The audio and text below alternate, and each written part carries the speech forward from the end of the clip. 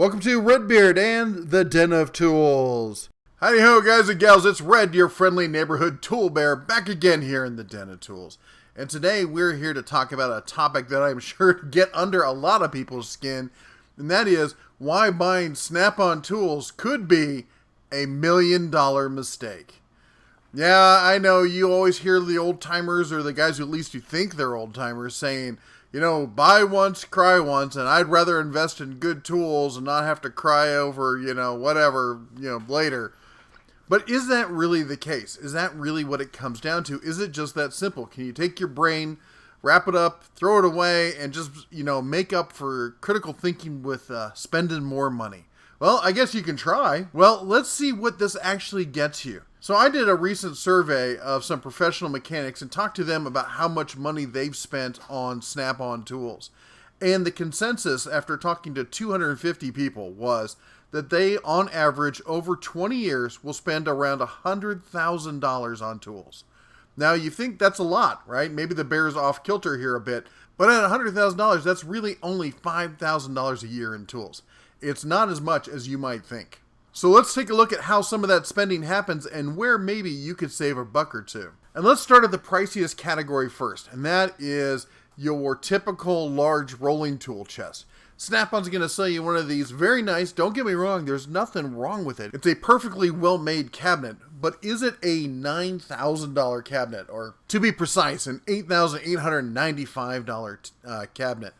Yeah, it's going to have all the look and feel. It's going to be gorgeous. It's going to be nice and deep. It's going to have all the, the rolly wheels, everything you want. But at the end of the day, it's a sheet metal box. Let's be honest. It's something you put your tools in. Here's another option for you. Cornwell Quality Tools. They've got a 76 Pro Series cabinet here in lovely orange. And their price on this cabinet is, it's $4,995. Now, I know a lot of you are like, well, you're going to buy a cheap cabinet and it's going to fail on you. Really? Because I know a lot of guys who got Cornwell cabinets and they've used them for years, 20, 30 years. You see them in shops all the time. Are you going to tell me that Cornwell isn't making a decent quality cabinet? Are you going to tell me that you need to spend, $3,000 more on that Snap-on cabinet? How about this? Elite Toolboxes has got their 72-inch professional roller cabinet for $3,838. Not good enough? How about Homac? They've got a 72-inch Pro cabinet for $2,766. And of course, we got to throw in the old trusty Harbor Freight with their US General Series 2 at $1,200. And, those now come in the 6 delicious flavors. Anyway, but that's not all. Let's look what else we got here from Snap-on.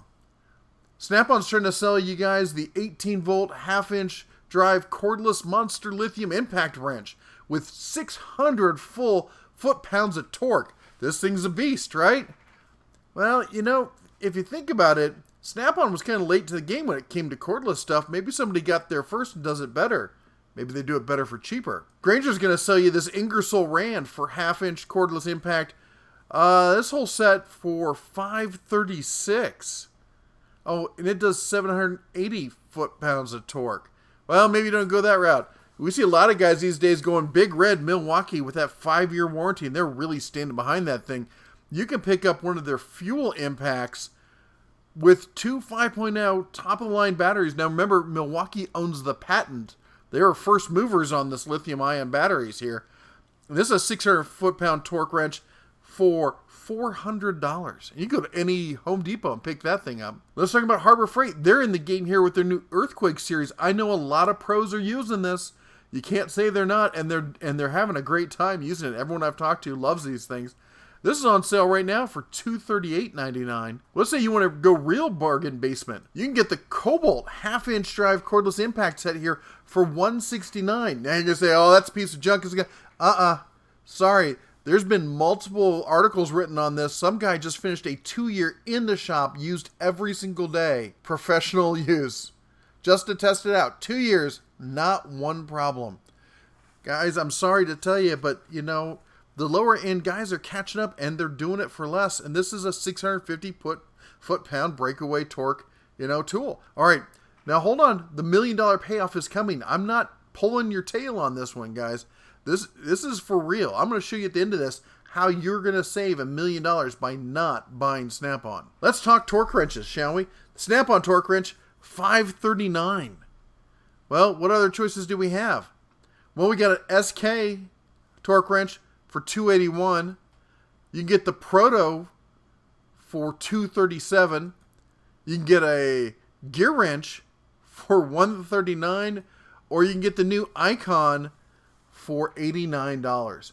Oh, but it's not as good as... Nope. Sorry, recent testing showed the Icon actually beat the Snap-on.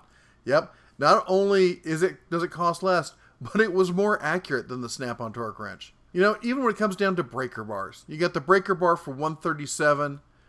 You can get the SK there for, I think it was $80.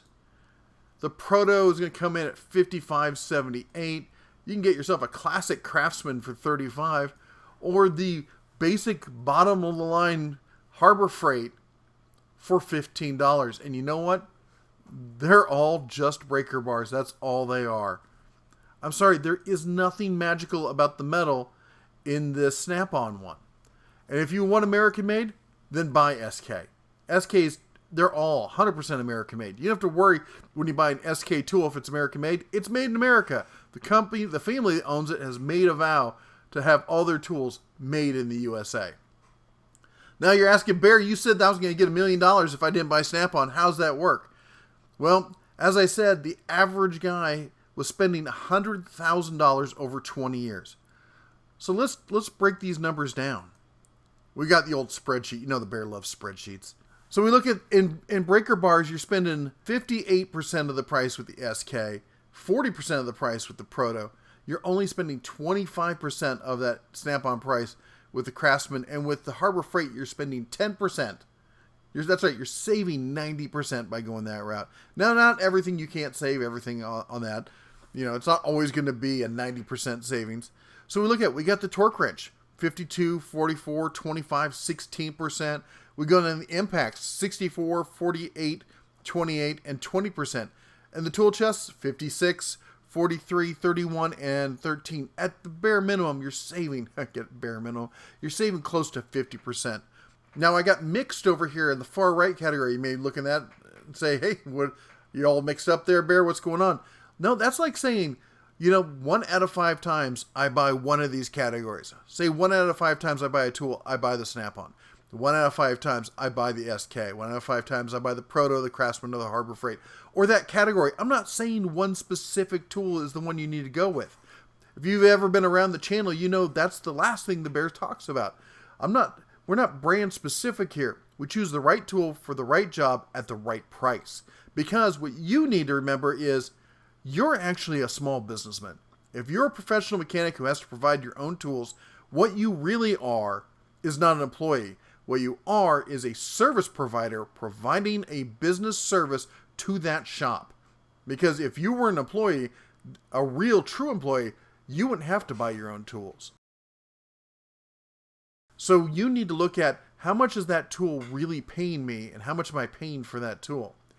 Well, let's follow it all the way down. Average lifetime spending with the Snap-on is at $100,000 over 20 years.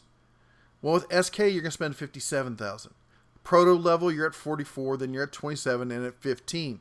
Average spending, if you mixed it up, would be around $49,000 if you didn't buy Snap-on tools. That's, oh my gosh. So the Bear used a little calculator here that I got, and I ran it through, and so basically said, what if we took the difference per year, and instead of spending it, you're still spending $100,000, but now you're spending, you're not buying Snap-on, and you're taking the difference, and you're putting it into your Roth IRA, okay? I picked a Roth IRA because anybody can get one. Anyone can set up a Roth IRA. It's nothing special, and even if the company you work for doesn't provide it, you can still do it.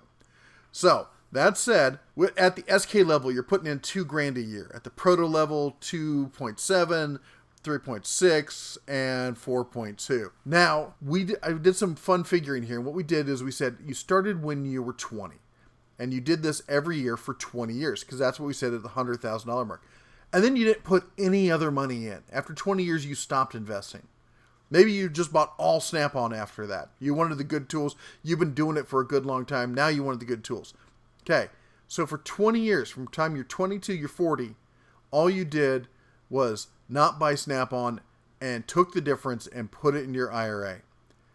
Well, if you bought all SK level tools, you would have $838,000 by the time you retired when you were 60 years old.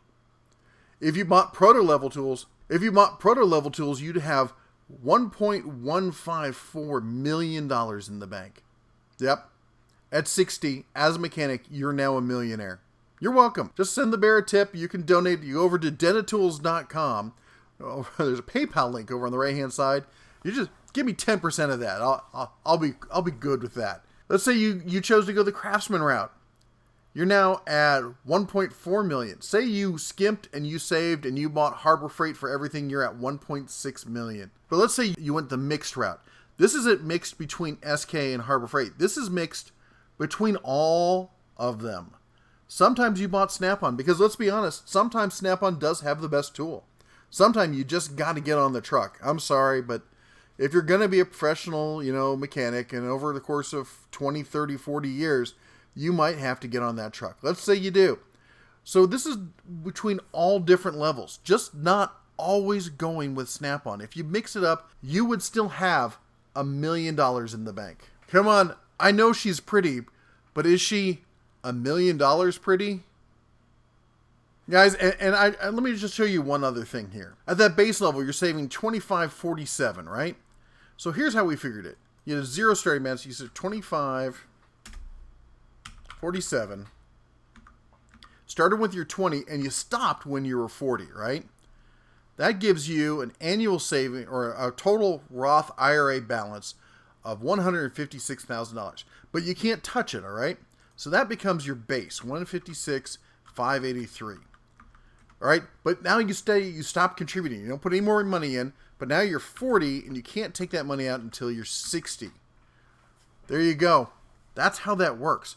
This rate of return here, expected rate of return, this means also that you were using what we call an S&P index fund, where it follows the S&P 500. The S&P 500 has been given a rate of return over the last 60 years, averaging at 9.8. Lately, it's been in the 18s. Okay, jumps up, it jumps down, but over time it will balance out, and it comes out right around 9.8. That kicks the butt out of any savings plan or CD or anything else. You could be a millionaire if you follow the bear's advice. I'm not joking, guys and gals. I do a lot of stuff. I've been a business owner and I've been a manager, and I've helped a lot of people and tried to convince a lot of young guys that they need to invest in their IRA plans. And, when you're 18 and 20, you think you're invincible. You start getting some money in your pocket and you're like, I'm going to go buy the new Mustang, or I'm going to get myself a motorcycle or whatnot. Pay yourself first. Okay? Put that money in that plan. You're like, well, I can't touch it until I'm 60. Well, there are some things you can take it out for. There are some things you can dip into your plan for. You can do stuff like dipping into your plan for money for down payment on a house and stuff like that. I know it's hard to believe, but the magic of compound interest is strong. It's real. And I don't care how pretty she looks. Don't get on the truck unless you have to.